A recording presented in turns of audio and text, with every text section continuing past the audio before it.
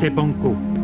Les Indiens nomment ainsi le pont de pierre naturel de 170 mètres de hauteur sous lequel disparaît la rivière Alto Toco. Nous avons voulu descendre à son pied pour entrer dans la caverne, mais en agissant ainsi, nous bravions un interdit. Une croyance selon laquelle l'arche délimite le monde du soleil et le monde des esprits. Nous n'allions pas tarder à mesurer les conséquences de notre geste. En terre indienne, les domaines des dieux sont protégés par les hommes, et pour le profanateur, une seule punition, la mort, à laquelle nous avons cette fois échappé de justesse. C'est au cours de la descente que l'on découvrit l'entaille pratiquée discrètement à notre corde à l'aide d'une lame de rasoir.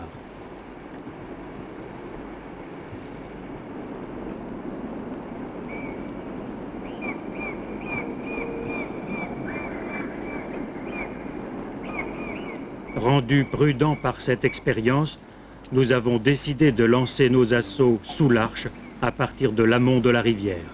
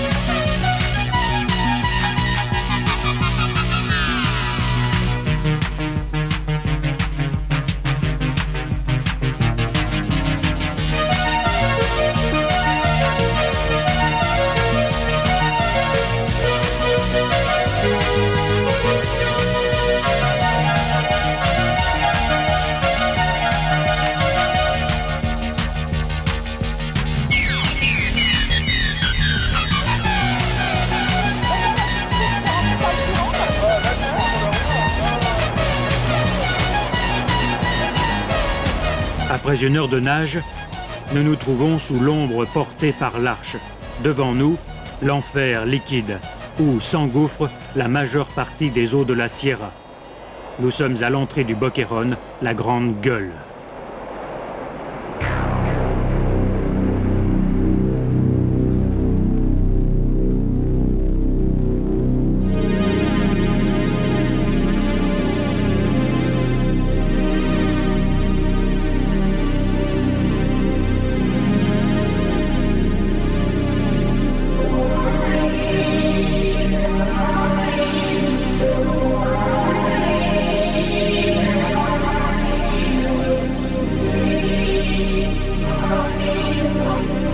Des cordes tendues de bloc en bloc, d'île en île, nous relient désormais au soleil. Elles nous permettront de lutter contre le courant aussi bien à l'aller qu'au retour.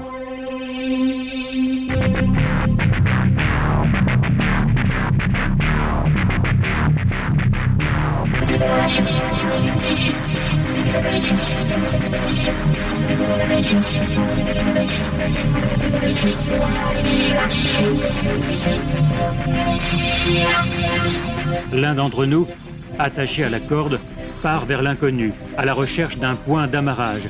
Les risques de noyade sont importants. Le bruit empêche toute communication avec l'arrière.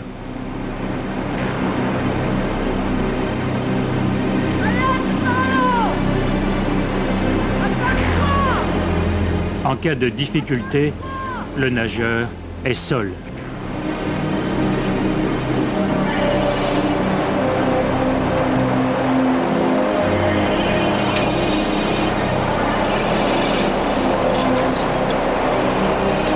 On a bien fait 200 mètres là. On a bien fait 200 mètres, oui.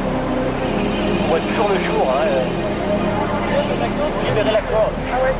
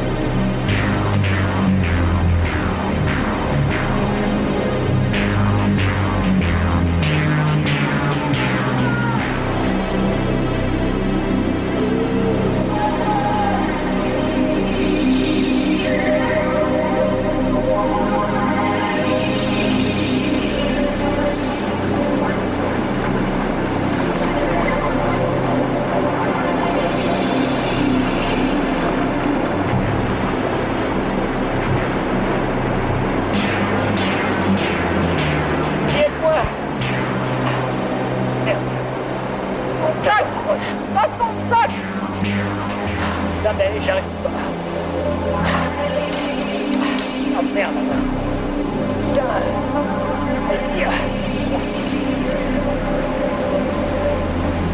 Ah, c'est mauvais parce que c'est obligé de passer à fond.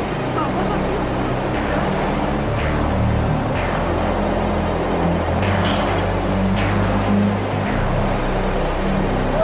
Ouais, j'arrive.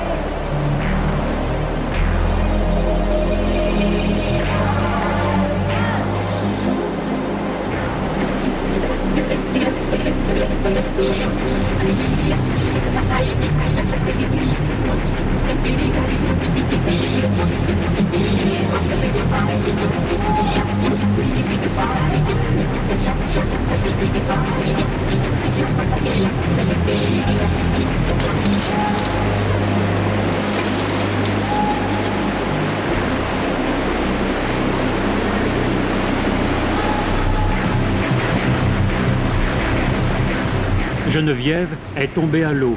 Elle est emportée par le courant. Jean-Jacques tente de la rattraper.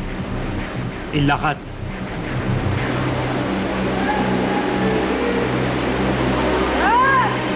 Heureusement, plus loin, elle réussit à s'arrêter sur un rocher.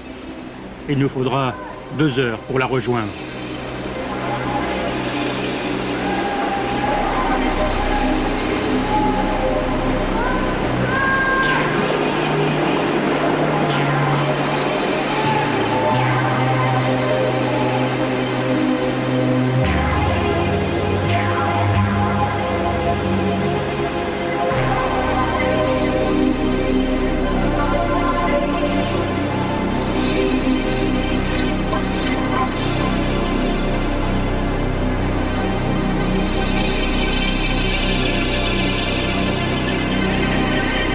À 2 heures du matin, réunis sur un dernier bloc, nous voyons la rivière du Boquerón disparaître dans un siphon à 600 mètres de l'entrée.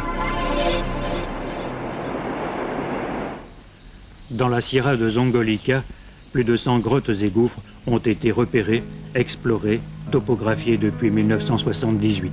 Malgré cela, tout reste encore à découvrir.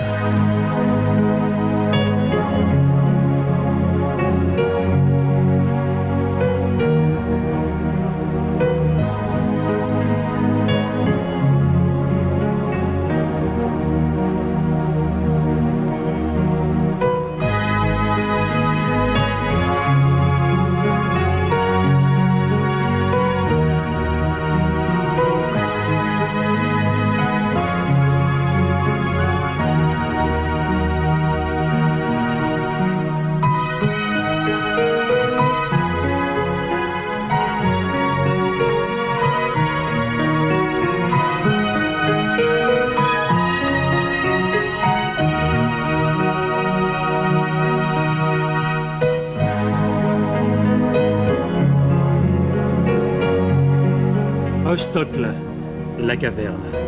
Nous avons pu déchiffrer dans les lignes de ta roche, l'avenir des montagnes qui t'abritent. Conte d'eau, de sable, de troncs usés, charriés. Cette histoire, toujours la même, telle des enfants, nous aimons nous l'entendre répéter.